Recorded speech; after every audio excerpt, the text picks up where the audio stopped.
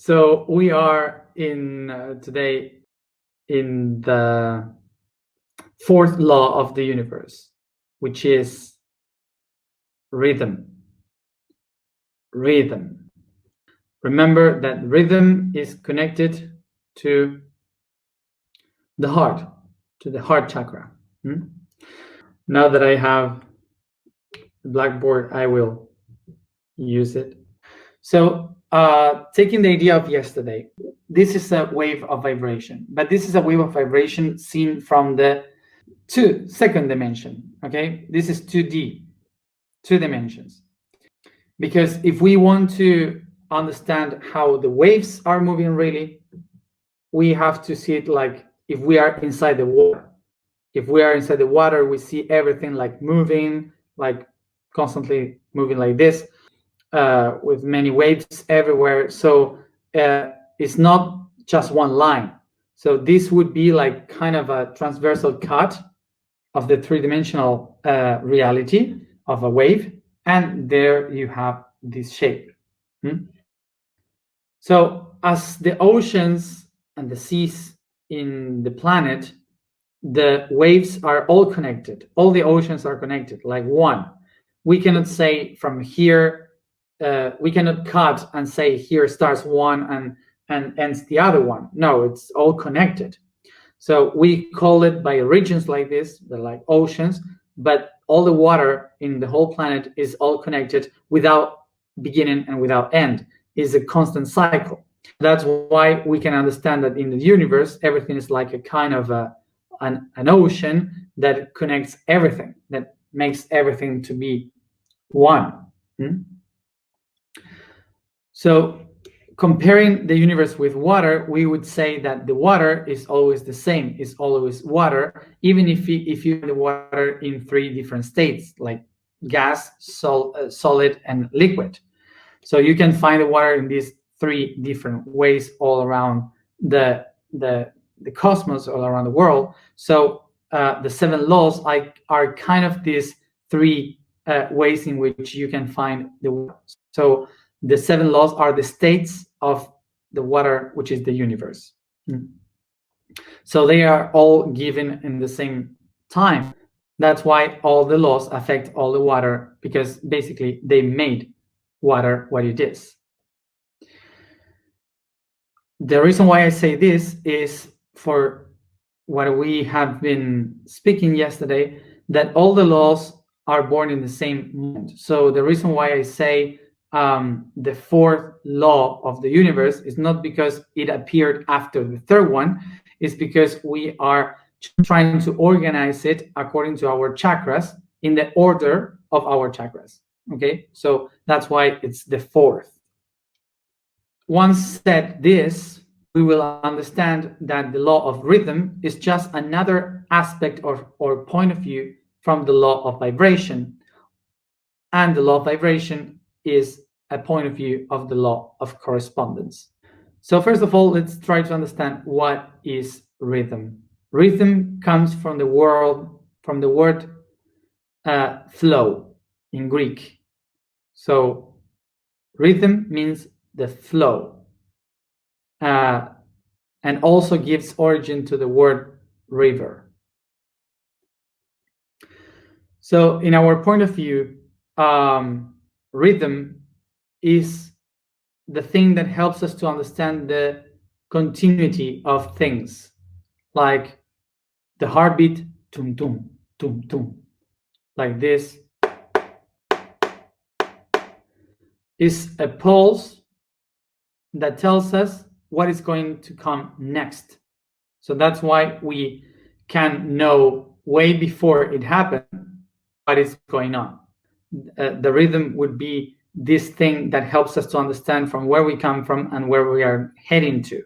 That's why we also call it the time, like in music, the tempos. So the tempos would be like these steps that you follow to understand the logics of music. So remember that in music, we have this holy trinity that we call rhythm and melody. And rhythm would be like the metric, the measurement of of the duration of each one of the sounds and the repetitions, like the pulses of the music. Then we have the harmony, that would be all the rest of the logic of the music, like the instrument, how they play, in which moment, the order of its frequency, the hertz, the chords, everything. And then the melody, which is the music itself, what we used to sing, to listen, the most known part of the music. So the melody and the harmony wouldn't have any sense without the rhythm, which is the one that shows the tempos, the moments in which you have to put that music. So we would say that rhythm is equal time. So remember, what is the other way in which we will know time? Like this. If all this is vibration, so this is frequency. So remember, vibration is the whole wave of vibration, is the whole wave, and the frequency is the time that it takes for one of these curves to repeat again. So as higher the vibration, the higher the frequency. As lower the vibration, the lower the frequency.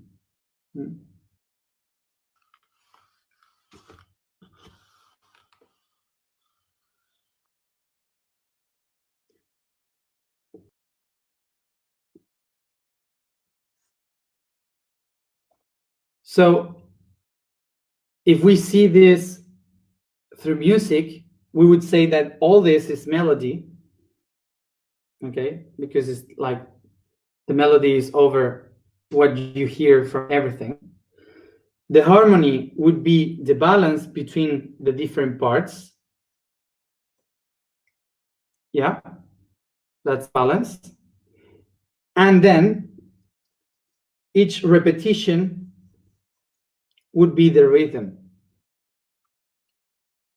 So, tum, tum, tum, tum, tum, tum, tum, tum. Tum, tum.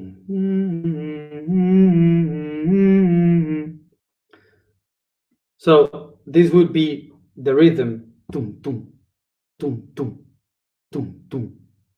Then the harmony would be the instruments starting to play in balance. And then the melody that would create the whole music. So now let's go even deeper in this analysis. If we start to see every curvature of the wave, we'll see that everything is a rhythm. Dun, dun, dun, dun, dun, dun, dun, dun. Tum, tum. Tum, tum. Tum, tum. Constante. This is the cosmic heartbeat. Tum, tum. Tum, tum. Tum, tum. Or in the clock, we used to call this tick-tack, tick-tack, tick-tack. So it doesn't matter if you see it in this way, or in this way. This will be always a constant of rhythm. What we see from here is that rhythm is not just an aspect inside the wave. Basically, the wave is the rhythm. So this is why this is a constant flowing of something that in Greek they call the flow, which is rein, and the concept of flowing would be rhythm. So for the ancient ones, rhythm was not this. Rhythm was a constant flow. This is part of that flow, but it's not separate, it's constant. For example, in Earth, we have summer, autumn, winter, spring. And this is like tick tock, but 3 months, 3 months, 3 months, 3 months. So what is this? It's the different expressions of a wave. And here is when we understand that time doesn't really exist as we believe, because time is basically the metric of a constant flow. The Earth doesn't stop one day and says, now is summer. No. The Earth, the summer is a process to appear. It's not one day. We are the ones that put dates to this flow. So we say here, we cut it and we say 21st December for the Southern Hemisphere. 21st December, 21st March, 21st June, 21st September, and so on. And of course, is the opposite for the Northern Hemisphere. So we say days, but day doesn't begin in that day. It's a process. So what happened in the wave? That in this wave, after spring comes again summer, and then autumn, and then winter. And so it repeats constantly, like a wave.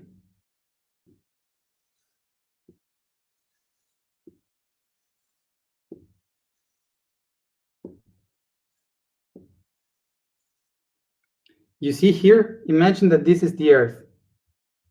Can you see the Earth moving like the waves? Huh? So when the Earth is moving like this, creating, depending which hemisphere, the seasons, it creates a wave.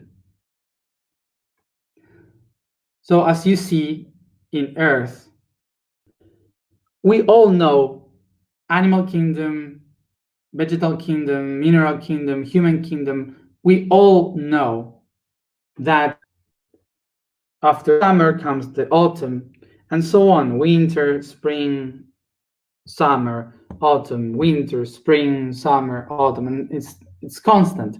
So through thousands of years of this repetition, we start to understand that we evolve according to cycle. So we adapt on Earth because of this cycle, because now we know what is going to happen. So we evolve adapting to the next step. This is a systemic pattern. So this system is the one that helps us to be who we are. Without this system, we wouldn't exist. This is in a big picture, like the Earth. But when we go inside the body, we find the DNA. For those who live close to the equator, the process is much more like this. So for those of the equator, this process would be called the dry and the humidity. Dry and humidity. As you see now, all the things that exist in different levels is because of the law of rhythm. So we have this cycle of repetition.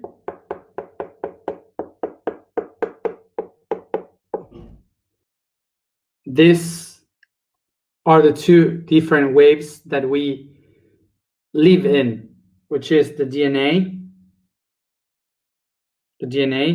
and the seasons in the planet. This is the one that we use constantly in our lives.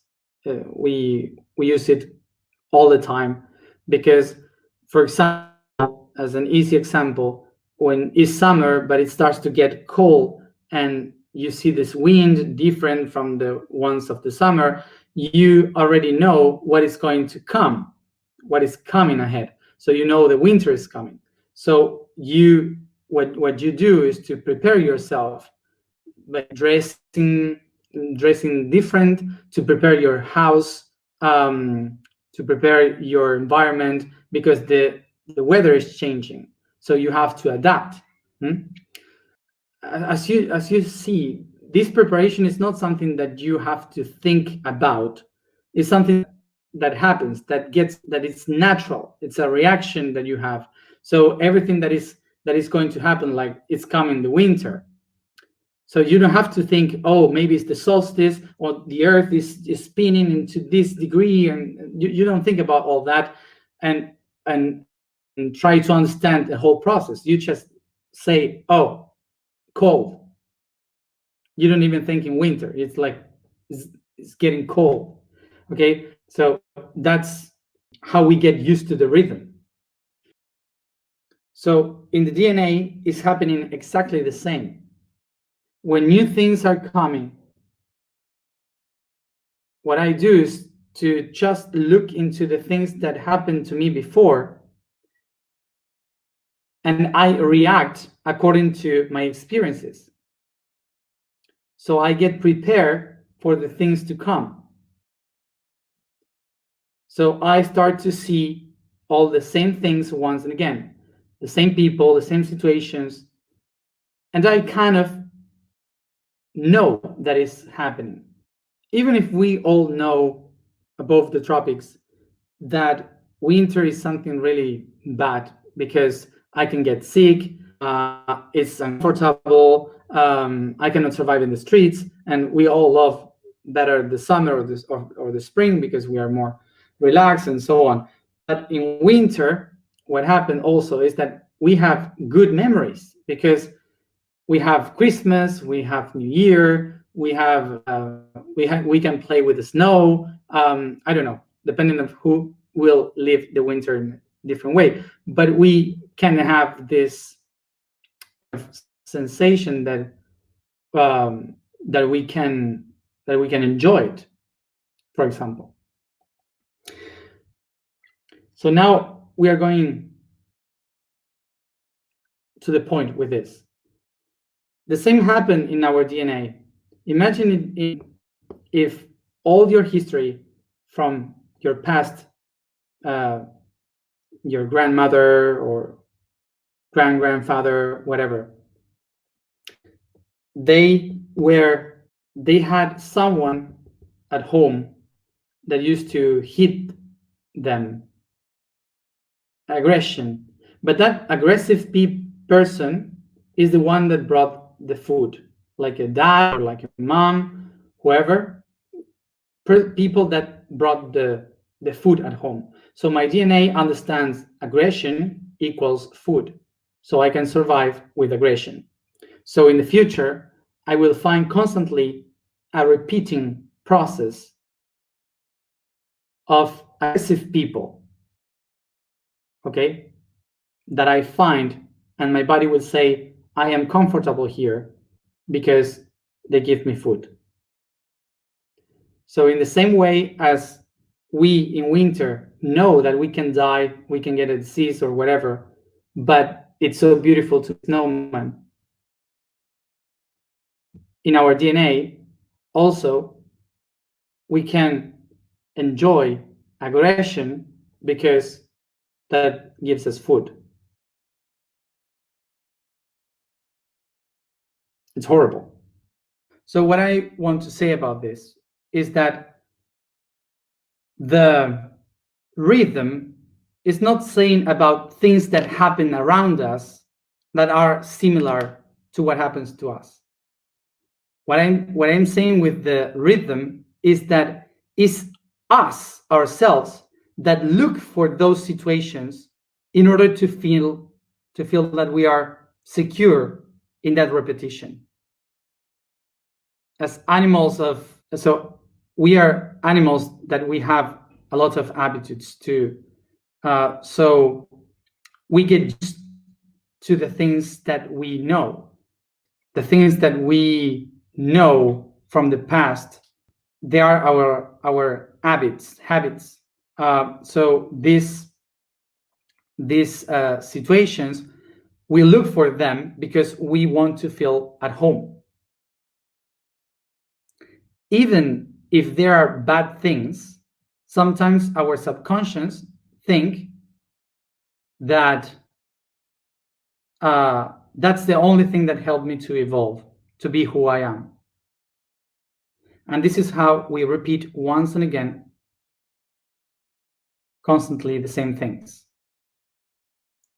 So the law of rhythm is telling to me, it's not the outer things that repeat on me, it's me who is looking for that repetition.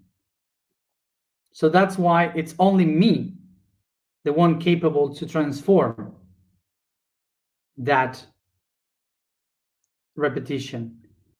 And the way I do it is by changing the wave of frequency. If I change my frequency, I see the things different. I watch the reality from a different point of view. And how do I do it? By checking into what are the things that are repeating constantly in my life. When I acknowledge those things that are repeating constantly, I will try to look for the origin of all that and to see why I needed for it to repeat. And once I understand this, I change the way in which I act according to that situation. And that's how I will have a different answer of the environment. As an example, we would say, for example, that I have a conflict, a discussion, an argument every year with the same person, constantly, all the time. So when I know that it's coming, when I know that that problem is coming, so I have to see, okay, I repeat this concept. When was the first time that was originated? When was the first time that I felt this discussion, this argument? So I go there, I try to understand from where it came from, and I ask myself, am I a different person from that person that argued the first time? If I am different, so I then can just change the reaction in the next argument. So I, instead of arguing, I just smile. And when I smile, I don't argue. So the conflict is different. And suddenly I get out of that vibration. This is a very simple example, but you have to see what are your own problems to see how to solve it.